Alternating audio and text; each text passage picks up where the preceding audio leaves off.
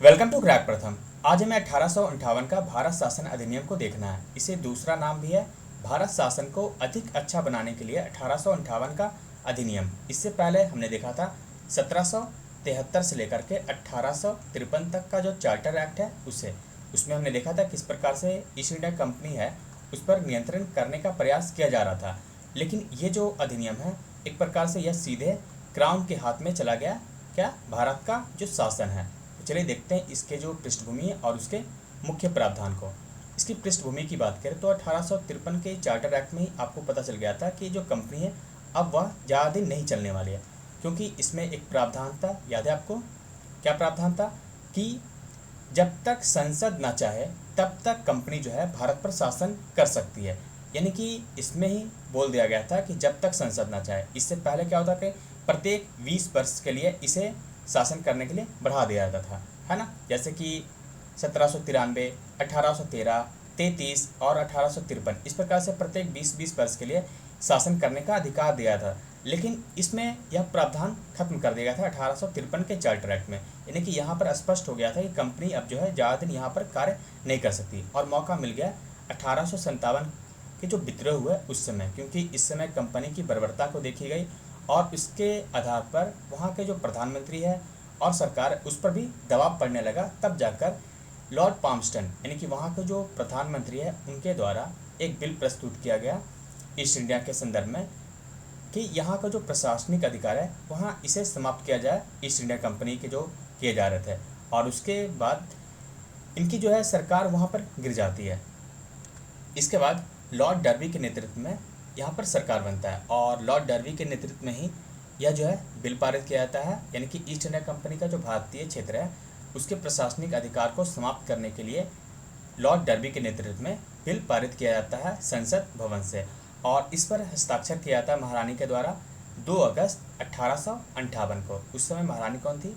महारानी विक्टोरिया, उनके द्वारा हस्ताक्षर किया था। तब यह जो है अधिनियम 1858 का वो क्या होता है, कानून का रूप ले लेता है। इस डेट को याद रखिएगा, 2 अगस्त 1858 को।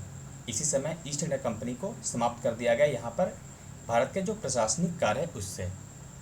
चलिए अब देखते हैं इसके जो मुख्य प्रावधान है उसे।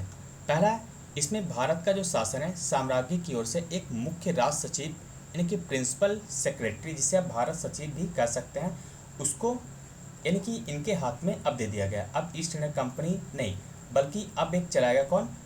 ये जो मुख्य सचिव है, यानी कि ये जो मुख्य सचिव है वो सीधे क्राउन के द्वारा नियुक्त होता था। इसके अलावा ये जो बोर्ड ऑफ कंट्रोल और बोर्ड ऑफ डायरेक्टर्स हैं, इसे बनाया गया था बोर्ड ऑफ कंट्रोल को जब पीट्स इंडिया को जो आपने पढ़ा था उस समय, तो इसे अब खत्म कर दिया गया तथा इसकी सभी जो शक्तियाँ हैं भारत के राज सचिव को प्रदान की गई। यानी कि जो ईस्ट इंडिया कंपनी जो था पीट्स इंडिया एक्ट के तहत क्या हुआ था कि 2 भागों में बांटा गया था शासन को, है ना। एक जो है सरकार चलाएगी बोर्ड ऑफ कंट्रोल के द्वारा, और दूसरा है कोर्ट ऑफ डायरेक्टर के द्वारा, यानी कि जो कंपनी के जो निवेशक है उनके द्वारा। तो इस प्रणाली को अब समाप्त कर दिया गया 1858 के अधिनियम, यानी कि जो पिट्स इंडिया एक्ट के जो प्रावधान थे वो पूरी तरह से अब समाप्त हो गया। तीसरा है गवर्नर जनरल को अब वायसराय की उपाधि दी गई, यानी कि जो गवर्नर जनरल होता था कंपनी का उसे अब वायसराय कहा जाने लगा, और जो सीधे क्राउन के द्वारा नियुक्त या फिर उसका प्रतिनिधि होता था। भारत का जो प्रथम वायसराय कौन है? Lord Canning. इसके अन्य प्रावधान को देखें तो भारतीय राज सचिव की सहायता के लिए 15 सदस्यीय एक परिषद भी बनाया गया। इसमें 8 जो सदस्य वो सीधे क्राउन के द्वारा मनोनीत होते थे, जबकि 7 जो है बोर्ड ऑफ डायरेक्टर से चुने जाने होते थे। यानी कि 15 में से 8 सीधे मनोनीत होते थे और 7 जो है उनका निर्वाचन होता था। परिषद के जो सदस्यों के लिए अनिवार्य था कि वो भारत में कम से कम 10 वर्ष सेवा दे चुके हों। क्राउन द्वारा जो मनोनीत होता है उनके रिक्त स्थान की पूर्ति सीधे क्राउन के द्वारा होती थी, जबकि जो डायरेक्टर के द्वारा मनोनीत सदस्य होते हैं उनकी जब रिक्त स्थान होती थी उसकी पूर्ति निर्वाचन के द्वारा किया जाता था। यही पॉइंट सेम है यहाँ पे। तो इन सदस्यों को दोनों सदनों द्वारा तभी हटाया जाता था जब उससे पूर्व क्राउन को याचना दी गई होगी, यानी कि पहले रिपोर्ट किया जाता था क्राउन को, उसके बाद ही इसे हटाया जा सकता था इन सदस्यों को। नेक्स्ट प्रावधान है कि परिषद की भूमिका एक प्रकार से परामर्शदात्री यानी कि सलाहकार की भूमिका होती। यानी जो अंतिम निर्णय लेता था वह कौन लेता था? भारत का जो है राष्ट्र सचिव।